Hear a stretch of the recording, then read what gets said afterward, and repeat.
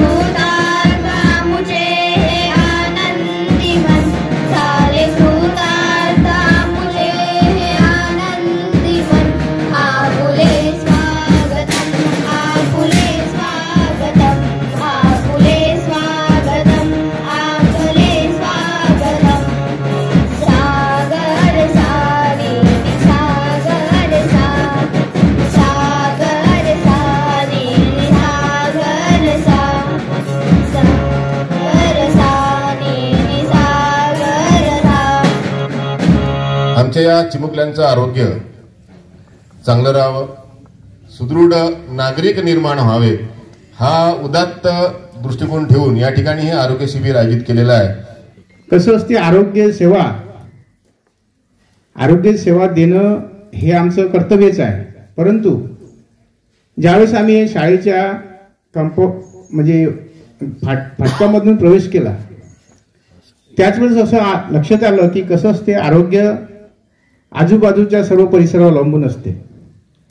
आणि इथलं जे सर्व शिक्षकाचं मुख्याध्यापकाचं मॅनेजमेंट आहे आणि इथली जी परिसर आहे आणि इथली जी हिरवळ आहे आणि मुलांचं जे आरोग्य आहे हे आम्हाला याच्यातूनच जाणवते की मुलांचं आरोग्य चांगलं आहे. माहिती का तुमच्या प्रत्येकाची जे नख आहे, तुम्ही नख बघितले का कोणाचे वाढलेले आहे?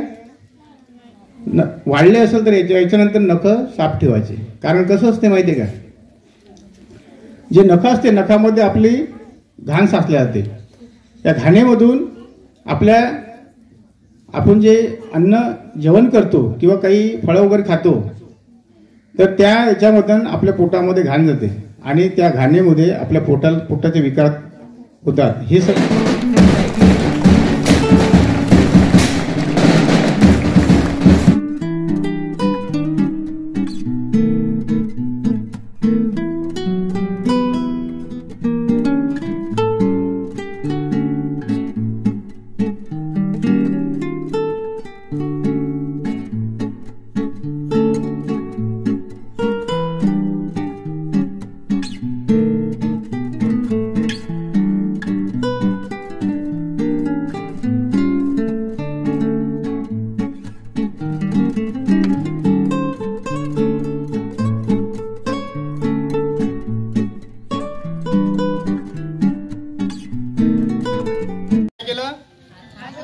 हात ओले केले. हात कुठपर्यंत ओले करायचे बेटा?